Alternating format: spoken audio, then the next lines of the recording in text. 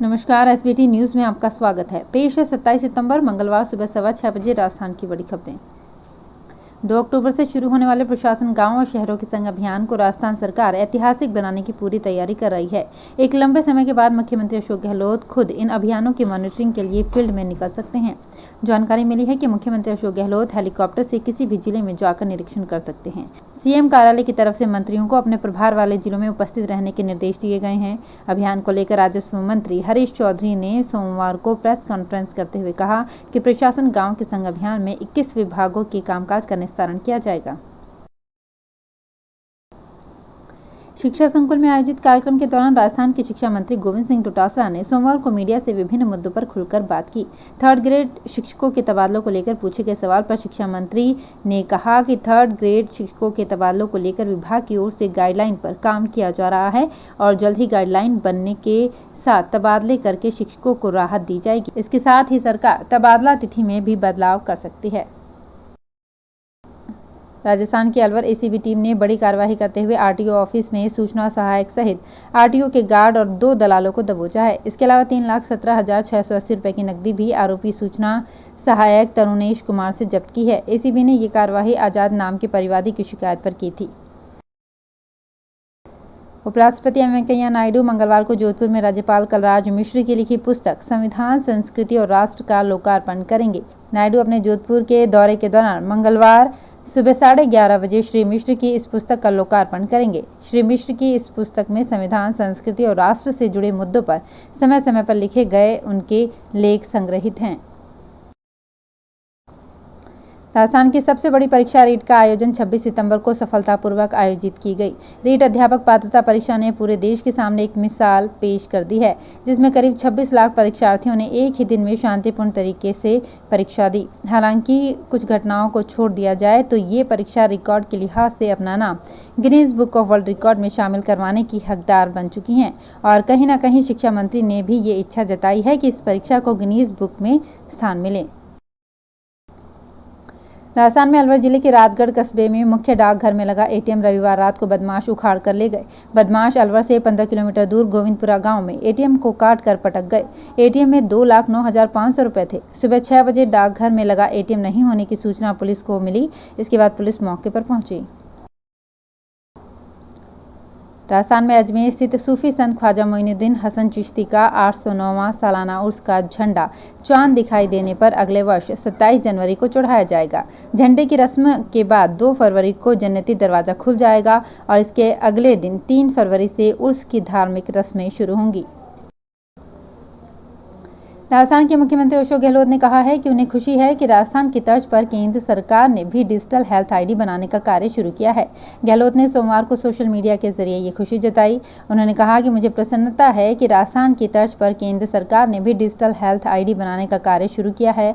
चिरंजीवी योजना के तहत प्रदेश के नागरिकों का डिजिटल हेल्थ कार्ड बनाना प्रगतिरत है, जिसमें प्रदेश के सभी नागरिकों का डिजिटल हेल्थ रिकॉर्ड रखा जाएगा। उच्चतम न्यायालय के कॉलेजियम ने 2 न्यायिक अधिकारियों और 6 अधिवक्ताओं को पटना उच्च न्यायालय का न्यायाधीश बनाए जाने के प्रस्ताव को मंजूरी दे दी है। प्रधान न्यायाधीश NV रमन की अध्यक्षता वाले 3 सदस्यीय कॉलेजियम ने इस बारे में 23 सितंबर को हुई बैठक में निर्णय किया और प्रस्ताव को सोमवार को शीर्ष अदालत की वेबसाइट पर अपलोड कर दिया। वित्त मंत्रालय ने जीएसटी प्रणाली के तहत मौजूदा कर स्लैब, जीएसटी से छूट प्राप्त वस्तुओं की समीक्षा करने और कर चोरी के संभावित स्रोतों की पहचान करने के लिए राज्यों के वित्त मंत्रियों की 2 समितियां गठित की है। जीएसटी प्रणाली को अमल में लाने के 4 साल बाद अब केंद्र और राज्यों ने इसके तहत वर्तमान कर दर स्लैब की समीक्षा कर जीएसटी में सरल दर संरचना की दिशा में बढ़ने पर काम शुरू किया है। इसमें विशेष दरों को लेकर विचार करने के साथ ही स्लैब की कर दरों के विलय पर भी विचार किया जा सकता है। किसान नेता राकेश टिकैत ने सोमवार को कहा कि केंद्र के 3 कृषि कानूनों के खिलाफ किसानों के विरोध का समाधान बातचीत से ही हो सकता है, अदालतों में नहीं। भारतीय किसान यूनियन के राष्ट्रीय प्रवक्ता टिकैत गैर राजनीतिक मंच भारतीय छात्र संसद पुणे द्वारा आयोजित एक ऑनलाइन चर्चा के दौरान बोल रहे थे। राजस्थान में जल जीवन मिशन के तहत ग्रामीण पेयजल परियोजनाओं के लिए सतही जल स्रोत से अतिरिक्त पानी के लिए सहमति बनी है। ये सहमति वाटर रिजर्वेशन को लेकर सोमवार को हुई PHED और WRD के अधिकारियों की संयुक्त बैठक में बनी। जलदाय विभाग के अतिरिक्त मुख्य सचिव सुधांश पंत और WRD के सचिव डॉक्टर पृथ्वीराज ने वृहद पेयजल परियोजनाओं में सतही जल स्रोत पर आधारित JJM परियोजनाओं के लिए वाटर रिजर्वेशन के बारे में अधिकारियों से प्रोजेक्ट सर्किल और जिलावार आवश्यकताओं के बारे में विस्तृत चर्चा की। धार में मानसून के 3 महीने हो गए हैं और अब इसकी विदाई की बेला आ गई है। इस बार मानसून काल के दौरान अरब सागर से एक भी चक्रवाती तूफान नहीं बनने से टिड्डी आने की आशंकाएं अब पूरे तरीके से खत्म हो गई है।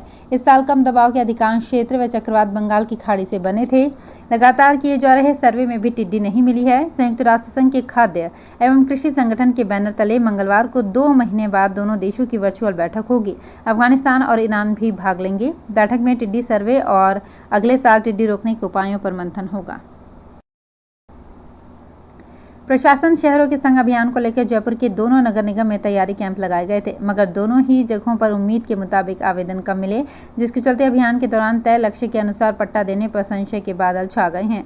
दरअसल दोनों ही निगम ने अभियान के पहले दिन 2 अक्टूबर को 2500 पट्टे देने का लक्ष्य रखा है, लेकिन दोनों ही निगम में करीब 2500 ही आवेदन तैयारी कैंप के दौरान मिले। राजस्थान में हाल ही में 6 जिलों में पंचायत और जिला परिषद चुनाव संपन्न होने के बाद राज्य निर्वाचन आयोग ने अलवर और धौलपुर जिले में भी पंचायत चुनाव कार्यक्रम की घोषणा कर दी है। पंचायत और जिला परिषद चुनाव की कार्यक्रम की घोषणा होने के साथ ही इन दोनों जिलों में तुरंत प्रभाव से आचार संहिता भी लागू हो गई है। धौलपुर और अलवर जिले में पंचायत और जिला परिषद के चुनाव 3 चरणों में होंगे। दोनों जिलों में 72 जिला परिषद सदस्य, 504 पंचायत सदस्य, 2 जिला प्रमुख, 2 उप जिला प्रमुख, 22 प्रधान और 22 उप प्रधान के चुनाव होंगे। इन दोनों जिलों में 27,02,791 मतदाता अपने मताधिकार का प्रयोग करेंगे। तो फिलहाल इस बुलेटिन में इतना ही। फिर हाजिर होंगे कुछ और बड़ी खबरों के साथ। SBT न्यूज के और भी वीडियोस को देखने के लिए हमारे चैनल को सब्सक्राइब करें और नोटिफिकेशन पाने के लिए बेल आइकन को प्रेस करें।